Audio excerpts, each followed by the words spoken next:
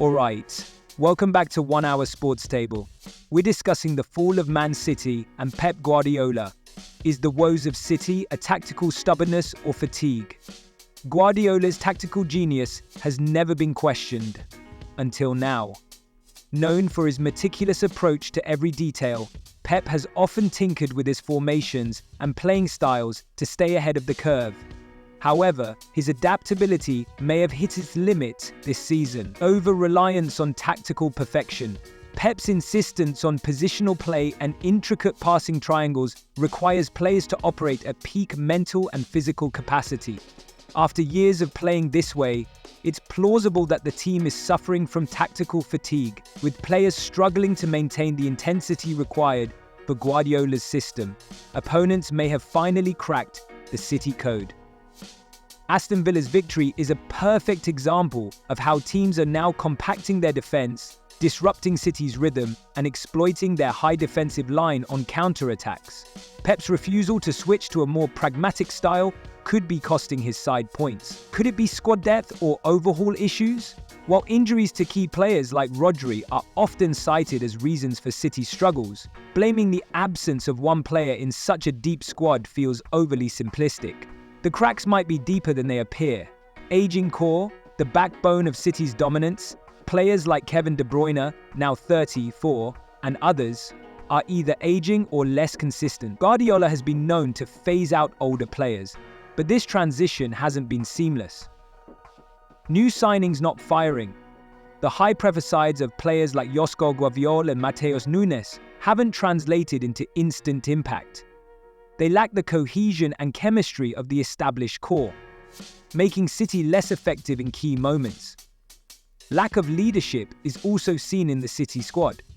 With veterans like İlkay Gundogan back in the team, City still misses a true leader. The team seems to lack a leader who can rally the players during tough times. While Rodri is a natural on-field leader, his absence has exposed the lack of alternatives in this department. Another interesting point to consider is the Guardiola burnout cycle. Guardiola's teams, be it Barcelona or Bayern Munich, have often shown signs of burnout in his later years. His intense management style, coupled with the mental toll of constant success, may be weighing heavily on both him and the squad. Are we witnessing the end of an era? 2.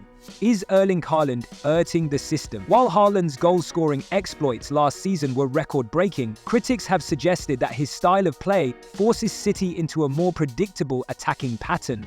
His lack of involvement in build-up play might be making City easier to defend against. 3. Off-field distractions.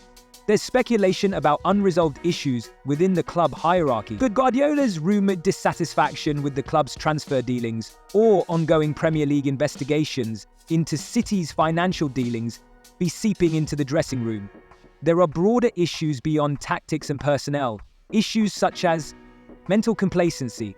After achieving the treble last season, the hunger to push for more success may have diminished. The intensity required to maintain such dominance is mentally exhausting, and even the best players can lose their edge. They are not Manchester United under Sir Alex Ferguson. Secondly, evolving Premier League dynamics. Rivals like Arsenal, Liverpool, Chelsea, Aston Villa, Nottingham Forest, and Newcastle United have significantly improved, closing the gap on City. These teams are now capable of going toe-to-toe with City, unlike in previous seasons. Thirdly, midfield crisis. Without Rodri, City's midfield appears disjointed. However, the issue goes beyond him. Players like Dias haven't stepped up, and Pep's lack of faith in certain squad members might be creating further instability. In the Champions League, City hasn't looked as dominant, often scraping through matches rather than asserting their usual authority. While, in the Premier League, 6th defeat already. Defeats to teams like Aston Villa and Crystal Palace reflect a team struggling to break down well-organised defences. As it's in the domestic cups, early exits or unconvincing performances highlight a lack of depth and consistency. The road ahead for Guardiola and City. Guardiola must find a way to motivate his players, reminding them that past success is no guarantee for the future. Reinforce in January. A new midfielder or winger could provide the spark needed to rejuvenate the squad. Perhaps a shift to a more pragmatic or unpredictable setup could keep opponents guessing and help City regain their dominance. And just maybe, identifying new leaders within the squad is crucial. Guardiola also needs to ensure his own commitment doesn't waver. Manchester City's struggles in the 2024/25 season are emblematic of the challenges faced by every great team. Staying at the top is harder than getting there, according to the legendary Manchester United manager, Sir Alex Ferguson. Whether it's tactical fatigue, an aging core, or deeper off-field issues, Pep Guardiola faces arguably his toughest test as City manager. The coming months will reveal whether this is merely a blip or the beginning of the end for City's golden era. Will Guardiola evolve, or will City's dominance finally falter? That is the question everyone is asking. For now, all eyes are on Pep and his players to deliver a response worthy of champions. Let's get some reaction to the big story of the day. Manchester United head coach Ruben Amorim has left the door open for Marcus Rashford at the club, despite the forward saying that he is ready for a new challenge. So where will the England striker end up? We can hear now from the Premier League's record goal scorer, Alan Shearer. He made his intentions clear, and whether the club knew about that or not, they probably didn't. But then the manager comes out and has his say in the press conference, which you have to realize that he's got an asset to protect as well, in terms of the football club. So they'll be looking to try and get the best fee possible. So he can't come out and say too much against him or what he said. So yeah, I guess they'll come to an agreement and they'll work out what's best for both parties. What do you think that the response would be from his teammates for him coming out and saying that maybe he needs a fresh start? I would imagine he's got a lot of friends in the dressing room, so they may understand that. I know how dressing rooms work. He was obviously very frustrated that he wouldn't have been in the team at the weekend or in the squad, but you've got to understand it from a manager's point of view. He's come into a team, he's been hired to try and find a format in a successful way. So he's got to look at different options, and he's chosen to leave him out, and they've won the game, which ultimately is the best answer for the manager. So he can say to the players, and the players can understand where he wants to go with that football club. And I think the size of the club, and he can't afford to carry any passengers. It's been spoken a lot from the club's perspective so far. But do you think from Marcus Rashford, the player, that a fresh start seems to be the right thing given the way his form has dipped off in the last 18 months or so? I think there's no doubt about it. There's huge ability and talent in Marcus. We've seen that when he scored over 30 goals. We haven't seen that for a while now, which has been difficult, I guess, for him. I don't know his personal life. I don't know what's going on in the dressing room or what's going on at home, if anything. So it's really difficult to comment. And I think certainly with the way players are and attitudes are nowadays, then they'll come to some agreement and they'll do what's best for the football club, as what always happens. It's slightly sad. I think Marcus has been obviously a brilliant player, and I think he's probably got his troubles. I mean, I interviewed him before the cup final a year or two ago when he was in form and things were going well, but even then you could sense there's a deepness to him. And so I hope he's okay, first and foremost. That's important because we don't really all understand the circumstances of footballers sometimes, and it's easy to have a pine on people and have opinions, but obviously his form has been troubled. He's not been as special as he can be in the last 18 months or so. So whether a parting of the ways is inevitable or not, I don't know. I hope he rallies and performs well, because you know he's a big player, and Manchester United's a huge football club, and he said he wants him to battle on and keep going, so hopefully that will happen. But there comes a time sometimes when perhaps a parting of the ways is necessary. I don't know whether it's reached that or not. How much do you think it's connected to the churn Manchester United, and for the fact that so long tactically they've sort of looked a little bit aimless and you're not quite sure what they're trying to achieve? I think United have struggled for some time, and I think sometimes we judge the players when, things are not going well on the pitch. It makes it more difficult for people to shine. So, they've gone through a particularly tough spell at United over the last couple of years, really, with the exception of winning the FA Cup. But I think overall, it'd be interesting to see if they can get a manager that gets them going, and then the players' confidence will bounce back. We've seen it Chelsea this season. Last season, you look at some of the players on the pitch that are now performing really well. They're performing really poorly. It just shows you how important confidence is and a little bit of momentum. So that might happen with the new manager. We'll have to wait and see. But obviously, there's been a lot wrong at Manchester United. Their recruitment's been really poor, particularly in recent times. The amount of money they spent with under 10 hard that they've brought in, the club's under not new ownership, but a different kind of ownership with Jim Ratcliffe moving in. But so far, it's Well, I don't think it's done to say it's been fairly shambolic at times, but, it takes time. It takes time, and they'll need some time because they're a long way behind at the moment. Very interesting news about Marcus Rashford, who you'll be aware at the weekend was left out of the Manchester derby. Lots of speculation about his future. It was clear that the message had come from the manager, Ruben Amorim, that he needed to buck his ideas up basically on and off the pitch, in training, and how he lives his life. Well, he spent the day with Henry Winter, esteemed journalist, friend of Backpages, and the key quote from a long article that Henry Winter has posted on X is, "I ask Rashford if he's staying or going," that's Henry Winter, and Rashford says, "For me personally, I think I'm ready for a new challenge and the next steps." Henry Winter says all his words were prefaced with respect for the club, which has been home for almost 20 years. But Rashford says, "When I leave, it's going to be no hard feelings. You're not going to have any negative comments from me about Manchester United. That is me as a person. If I know that the situation is already bad, I'm not going to make it worse. I've seen how other players have left in the past, and I don't want to be that person. When I leave, I'll make a statement and it will be for me." This all came about, Jess, because they spent the day together. Yeah, so Henry Winter was with Marcus Rashford on a day going back to his old primary school out in South Manchester, and they were visiting pupils, talking about Christmas and handing out presents. He working very hard to find a way out of depression. Would the ship be getting it better? That doesn't exactly capture what's been going on with Marcus.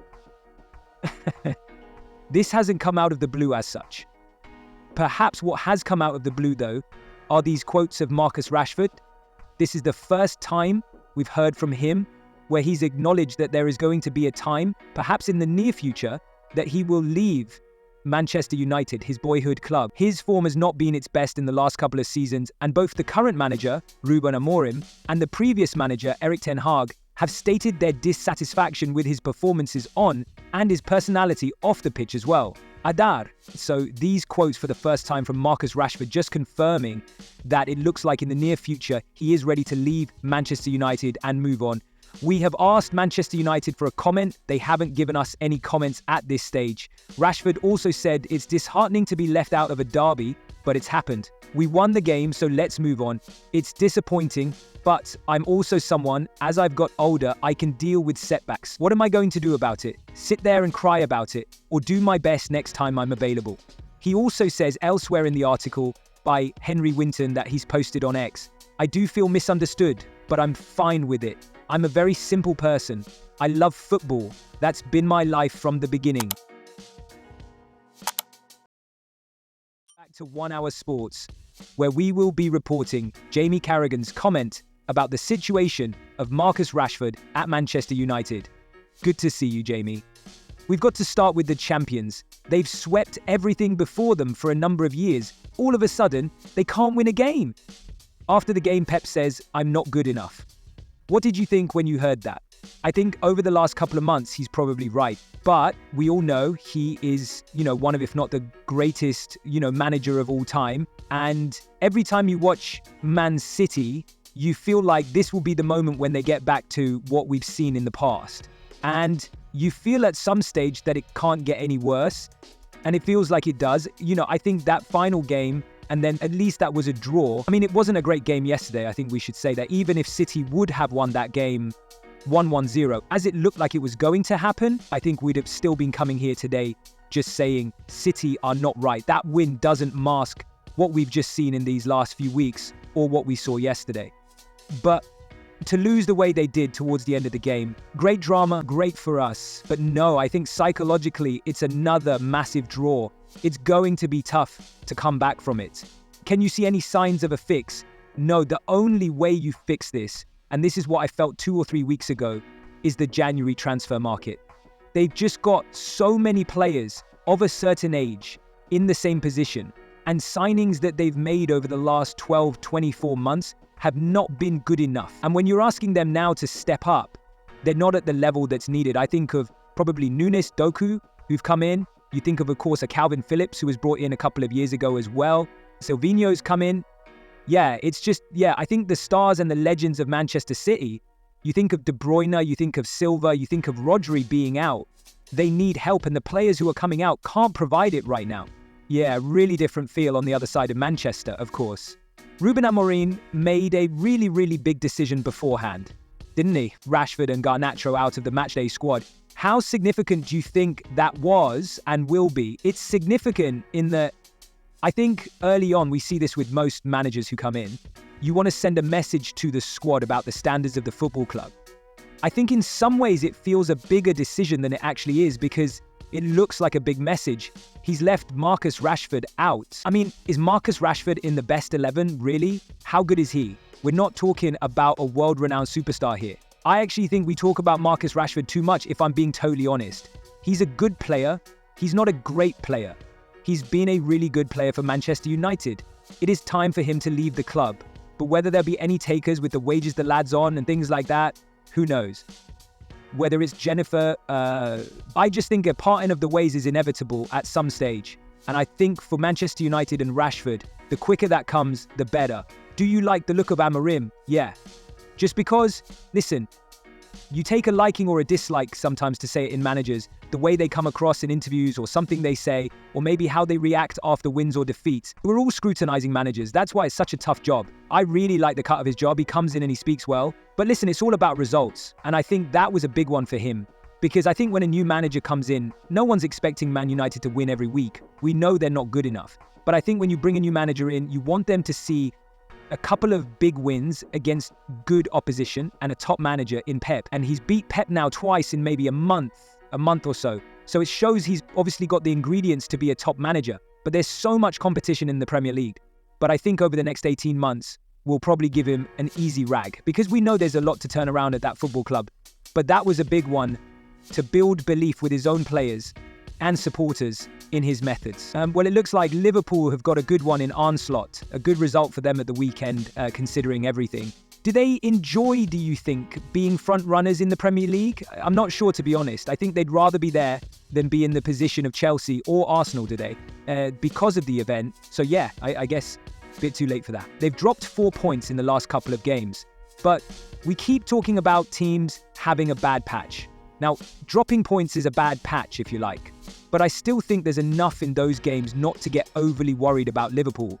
They still scored 3 away at Newcastle, lose the game, or they get a point at the last minute of the game because of a mistake by the goalkeeper. And yesterday, or certainly on Saturday, someone getting a red card, you can't legislate for that, but that'll happen to every team throughout the season. But the way they came back, even though they dropped 2 points, I think Slot and his coaching staff this morning will be thinking, yeah, we're disappointed with the result, but we can take a lot from that game and we can use it going forward because there's going to be a lot more setbacks between now and the end of the season for all the top teams and how you react to them.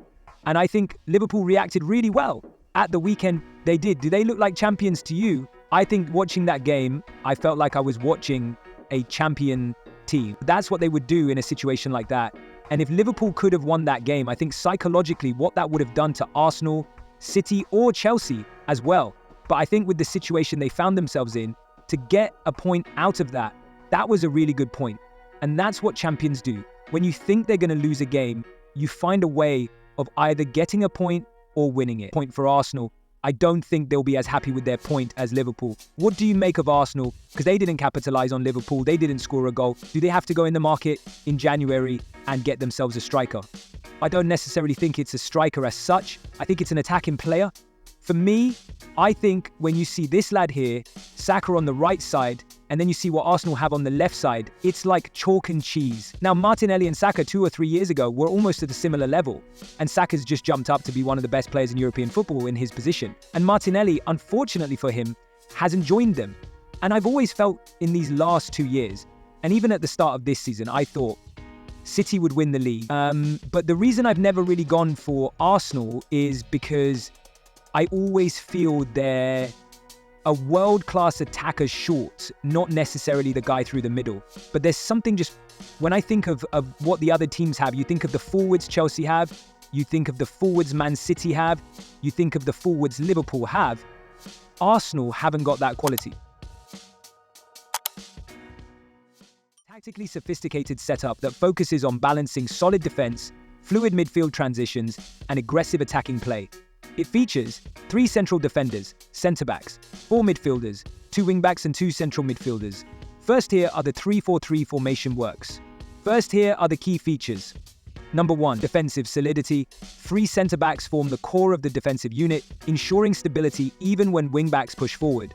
Ideal for teams aiming to counter high-pressing opponents. Number 2, dynamic wing-backs. Wing-backs operate as hybrid players, defending when out of possession and providing width in attack. They are crucial for creating overlaps and delivering crosses. Number 3, midfield engine. 2 central midfielders provide a mix of defensive cover and attacking creativity. They must have the stamina to support both ends of the pitch. Zorter. Number 4, attacking trio. 2 wide forwards stretch the defense, while the central striker is responsible for finishing and hold-up play. The fluidity of this front 3 allows for quick counter-attacks and creative interplay. Player roles and best fit defense need to be physically strong and comfortable with the ball, as they often start the build-up play. Perfect example, Thiago Silva, Chelsea; Antonio Rudiger, Real Madrid, previously Chelsea; John Stones, Manchester City in a hybrid role. Midfield, fast, energetic players, capable of defending and attacking. Perfect example, Reece James of Chelsea, Achraf Hakimi of PSG.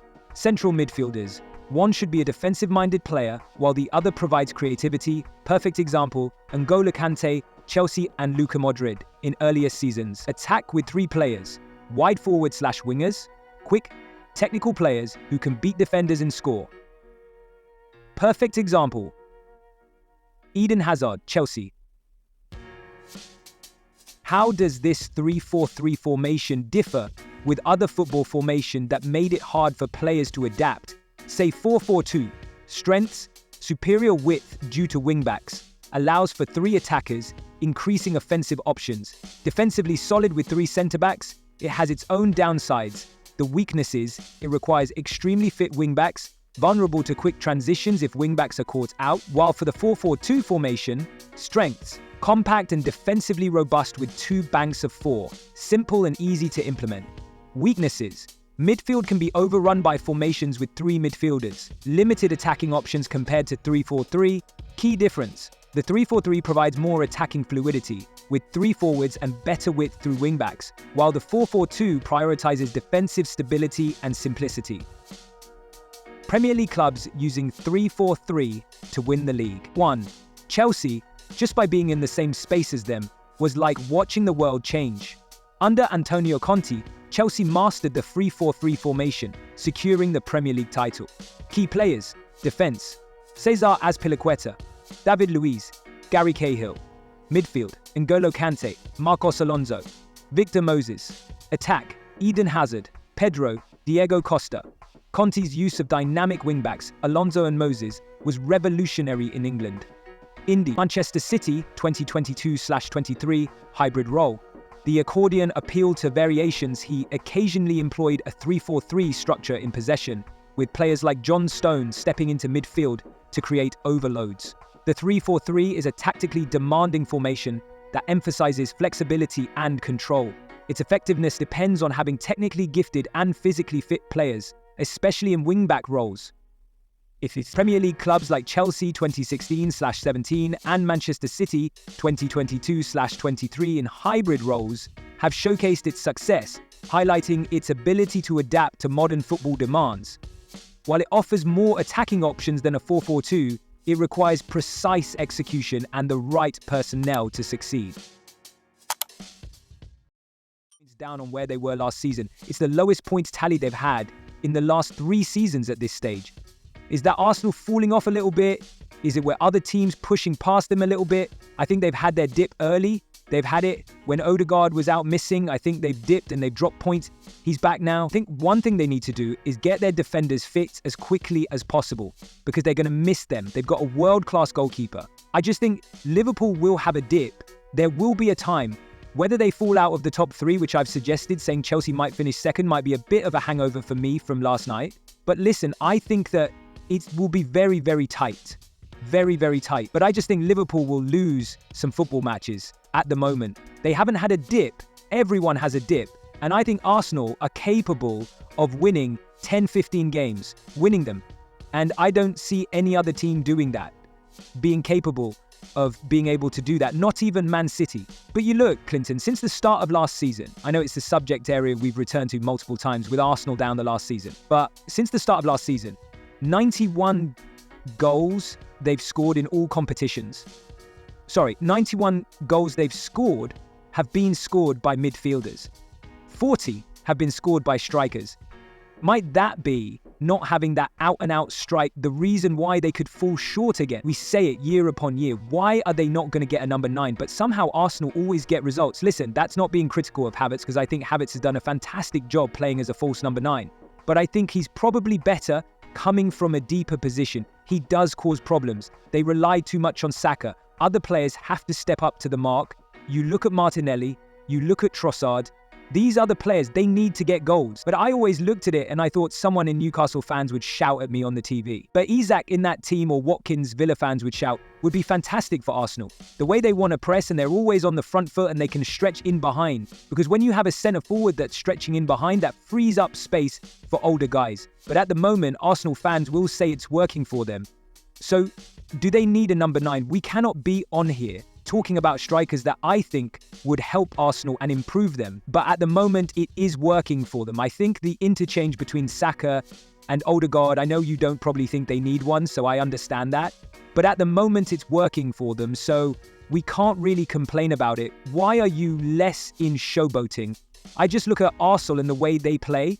I think the two that Clinton's mentioned there, they want to go in behind. They can come and play England, they can do that, but they want to go in behind. I mean, and I just think when you look at what Arsenal, the impact they get from the wide area, Saka, Martinelli, Trossard, whoever it would be, that would kill their space. I mean, it's all will take them back, but they want to do those little runs, you know, and to then go through. I think you could, but I look, it's easy for all of us to sit here and say, get a striker that's going to cure everything. I mean, Man City have got the best striker in the world right now. Look at the Mesira. You know, it's only 5 goals less than Manchester City last season. You know, so it's not really, because you look at it, you don't have an out-and-out goal scorer. Everybody just get a goal scorer and you win. But that then has an impact on the team elsewhere. There is no doubt we speak about Odegaard when he comes in. When Kai Havertz is the one who goes and has to drop into the positions with Odegaard, that has a massive impact on, and you see, we look at what's happening, even below the striker. When Kai Havertz is not the main striker for Arsenal, there is an issue. Arsenal have done nothing wrong over the last couple of years. The only thing they've done wrong is Man City are ahead of them and Pep Guardiola. They've done nothing wrong. They share their goals amount amongst the team. Look at Liverpool at the moment, who are flying. Where do all their goals come from? They come from a genius called Salah. You know, he's not playing as a 9. He's playing as a wide player. So, you know, for them to have an out-and-out number 9 might upset their rhythm. But would it make a difference, Boydie? Because Manchester City won the league before Haaland came in without a number 9. But then look what happens when he does go. You say they only scored 5 less. Would that have made a difference? The thing is, though, you've still got people mourning about what Haaland brings to Manchester City, and he scores every game.